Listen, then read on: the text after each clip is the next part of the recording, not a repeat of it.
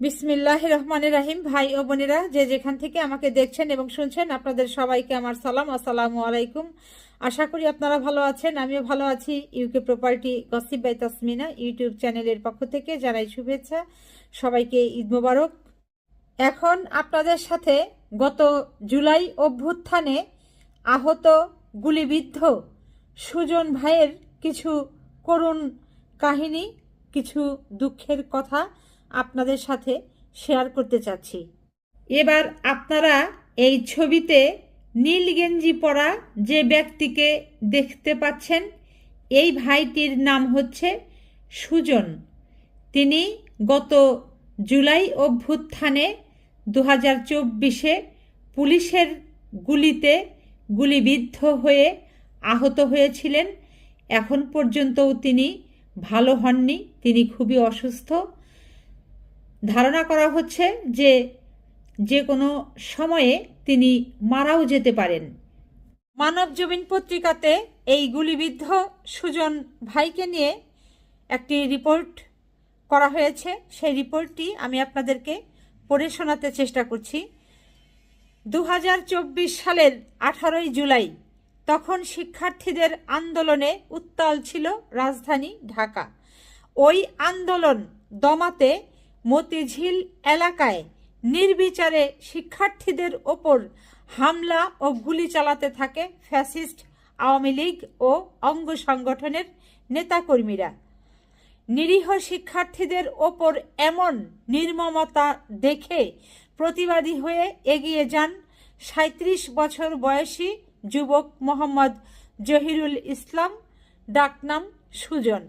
মতিঝিলের Notre Dame college সংলগ্ন এলাকায় তার ফাস্ট ফুডের দোকান ছিল, যার সুবাদে আন্দোলনকারী বহু শিক্ষার্থী এবং হামলাকারীদের অনেককেই ছিল তার চেনা।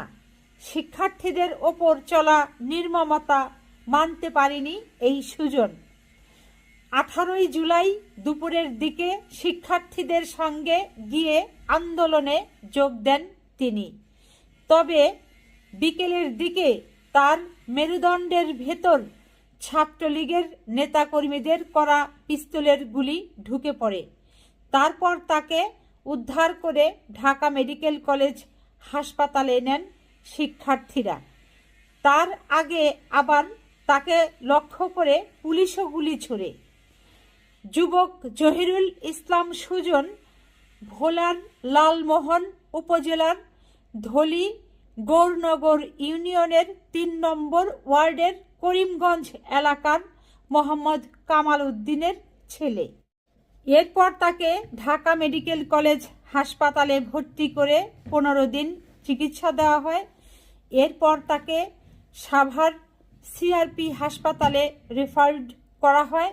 সেখানেও প্রায় 6 মাস তিনি চিকিৎসা নিয়েছেন।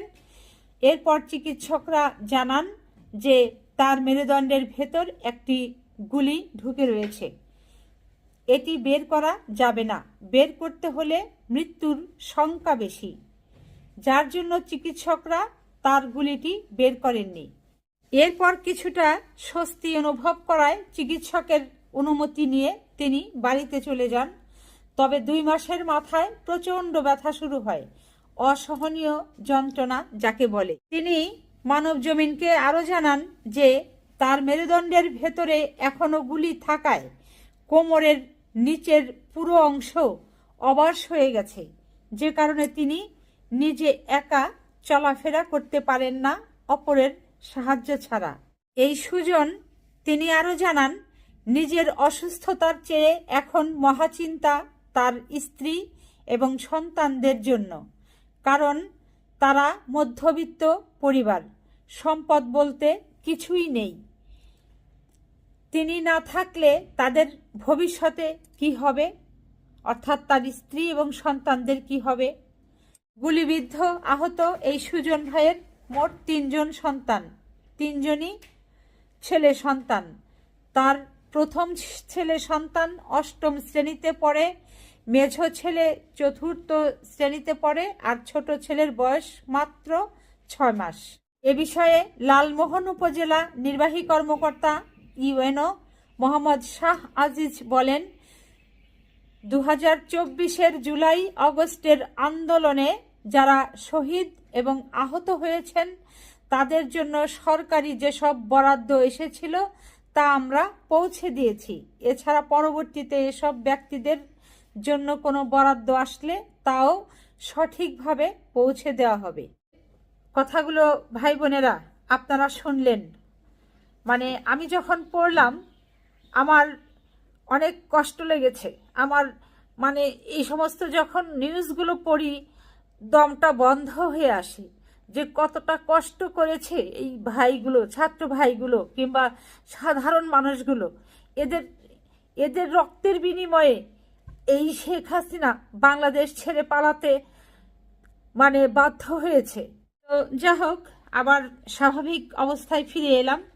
তো এখন আসলে যে কথাটা বলতে চাচ্ছি, এই ধরনের খবর যখন আমি পড়ি তখন আমার ভেতরে একটি প্রশ্ন জাগ্রত হয়। সেটা হলো যে এই যে গত জুলাই অভ্যুত্থানের সময়ে যত লোক মারা গেছে, ছাত্র ভাই থেকে শুরু করে সাধারণ ভাই বোনেরা, শিশু বাচ্চা যারা মারা গিয়েছেন, এদের ভেতরে একটা ব্যক্তির নাম আপনারা বলতে পারবেন না কিংবা আমি দেখিনি যে তারা কেউ এই বাংলাদেশের যে কোনো বড় রাজনৈতিক দলের মন্ত্রী ছিল কিংবা প্রতিমন্ত্রী ছিল, উপমন্ত্রী ছিল, সংসদ সদস্য ছিল, তারা সন্তান কিংবা ভাই বোন, আত্মীয় স্বজন এমন কেউই মারা যায়নি। দুই হচ্ছে যে যারা মারা গিয়েছে তারা কেউ এই যে আওয়ামী লীগই বলেন কিংবা অন্যান্য যে বৃহৎ রাজনৈতিক দল আছেন সেই দলের যারা বড় বড় ব্যবসায়ী আছেন, তারপর হচ্ছে সেই দলের সমর্থক যে বড় ব্যাংকগুলো আছে, সেই ব্যাংক যারা মালিক পক্ষ আছেন তাদের ছেলেমেয়েরা কেউ এখানে আহত হয়েছেন, নিহত হয়েছেন, এরকম কেউই কিন্তু আপনারা আজ পর্যন্ত বলতে পারবেন না। কারণ হলে তো সংবাদপত্রের মাধ্যমে সেগুলো নিউজ হতো, অবশ্যই আপনার আমার কানে আসতো, চোখে পড়তো, জানতাম। তো এখন কথা হচ্ছে যে মারা গেল কে? আমার আপনার ভাই বোনেরা, আমার আপনার সন্তানেরা। কোনো মন্ত্রী, প্রতিমন্ত্রী, উপমন্ত্রী, সংসদ সদস্যের ছেলেমেয়েরা মারা যায়নি, আহত হয়নি, নিহত হয়নি।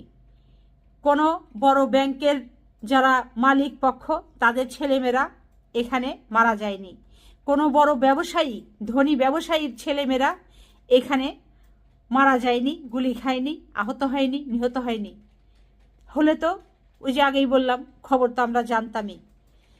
তো এখন আমার আপনার বুকের ধন সন্তান মারা গেল, ভাই বোনেরা আপনজন মারা গেল, আমরা হারালাম, আর ক্ষমতা নিতে চাচ্ছে কারা? একটাবার আপনারা হিসাব করে দেখেন। কাজেই আমরা চাই, আমরা বাংলাদেশবাসী চাই এই যে 1400 কিংবা আরও বেশি সংখ্যা বাড়তে পারে এটির যারা নিহত হয়েছেন এই জুলাই অভ্যুত্থানে, প্রত্যেকটা নিহত পরিবারের সদস্যদের থেকে এই দেশ পরিচালনার কাজে লোকদেরকে আপনারা অবশ্যই আহ্বান জানাবেন। তাদের স্বতঃস্ফূর্ত উপস্থিতি থাকতে হবে এই দেশ পরিচালনার কাজে।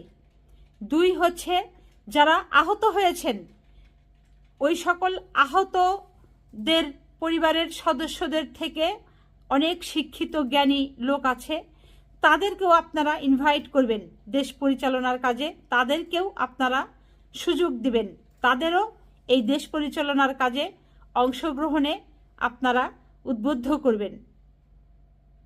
তো আজ এখানেই শেষ করব। সবাই ভালো থাকবেন, সুস্থ থাকবেন এবং আমার জন্য দোয়া করবেন। আমার এই চ্যানেলটিতে লাইক, কমেন্ট, শেয়ার এবং সাবস্ক্রাইব করবেন। আসসালামু আলাইকুম, আল্লাহ হাফেজ।